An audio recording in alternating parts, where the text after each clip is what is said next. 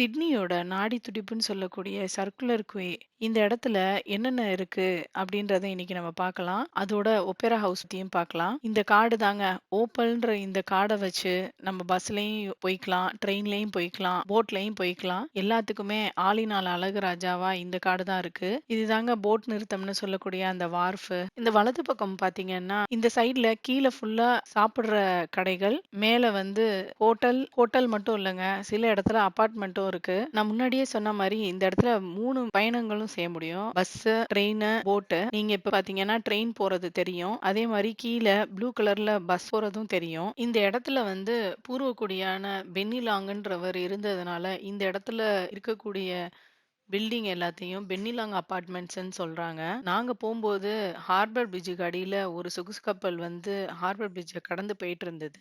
அதோட வீடியோ தான் நீங்க பார்க்கறது.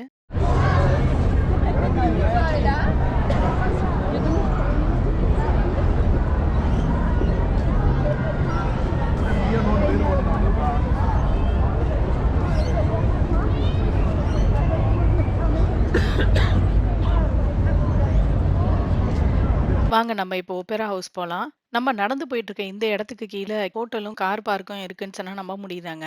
நம்பலேனாலும் அதாங்க உண்ம. கீழ மக்கள் உட்கார்ந்து சாப்பிட்டுட்டு இருக்காங்க. இத வந்து ஒப்பேரா கிச்சன் அண்ட் பார்ன்னு சொல்றாங்க.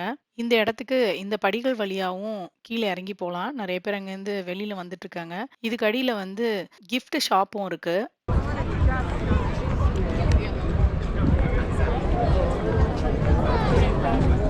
இந்த ஒப்பரா ஹவுஸ 1959ல கட்ட ஆரம்பிச்சு, 20 அக்டோபர் 1973ல கட்டி முடிச்சு மக்கள் புழக்கத்துக்காக தொறந்திருக்காங்க. இத வந்து 2ஆம் குயின் எலிசபெத் அவங்க தொறந்து வச்சிருக்காங்க.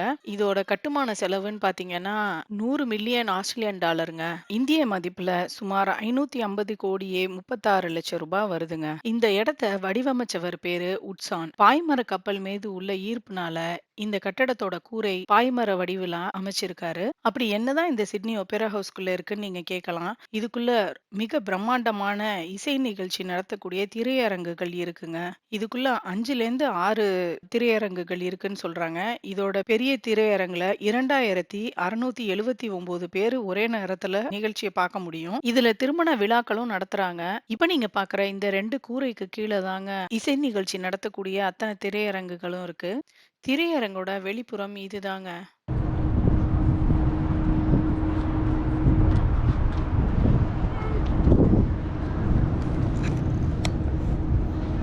ஒப்பேரா ஹவுஸ்ல மொத்தம் 3 ரெஸ்டாரண்ட் இருக்குங்க. நீங்க பார்க்குற இந்த தூண் தூணா தெரியிறது வந்து மத்திய தளத்துல இருக்க போர்ட் சைட் ரெஸ்டாரண்ட்.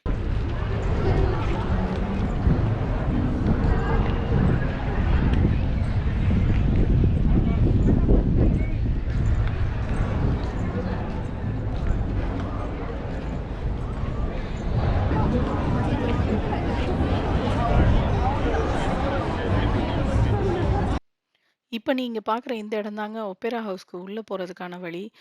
யாரெல்லாம் முன்னாடியே டிக்கெட் ரிசர்வ் பண்ணியிருக்காங்களோ, அவங்க இந்த இடத்துல வந்து இங்க இருந்து தான் பிரிஞ்சு போவாங்க.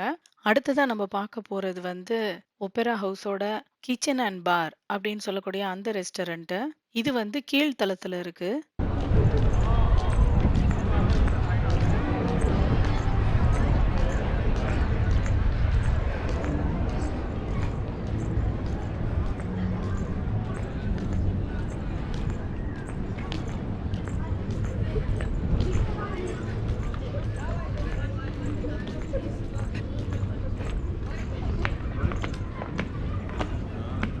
இப்ப நம்ம மேல் தளத்துல இருக்க பென்னிலாங் ரெஸ்டாரண்ட்ட பார்க்க போலாம். இப்ப நீங்க பார்க்குற இதுதாங்க பென்னிலாங் ரெஸ்டாரண்ட். ஹார்பர் பிரிட்ஜ பார்த்துக்கிட்டே சாப்பிடணும்னு நினைக்கிறவங்க இதுல புக் பண்ணிக்கலாம்.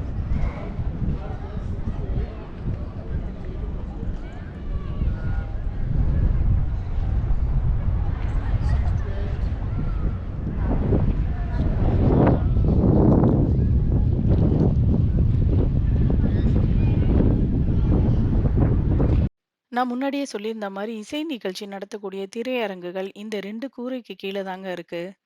ரொம்ப பழமை பொருந்திய 74 ஏக்கரிலான ராயல் பொட்டானிக்கல் கார்டன் இதற்கு எதிர்ப்புறமா இருக்குங்க. இந்த ஒப்பரா ஹவுஸ்ல ஒரு வருஷத்துக்கு மட்டும் 15,500 லைட் பல்ப் மாத்துறாங்க.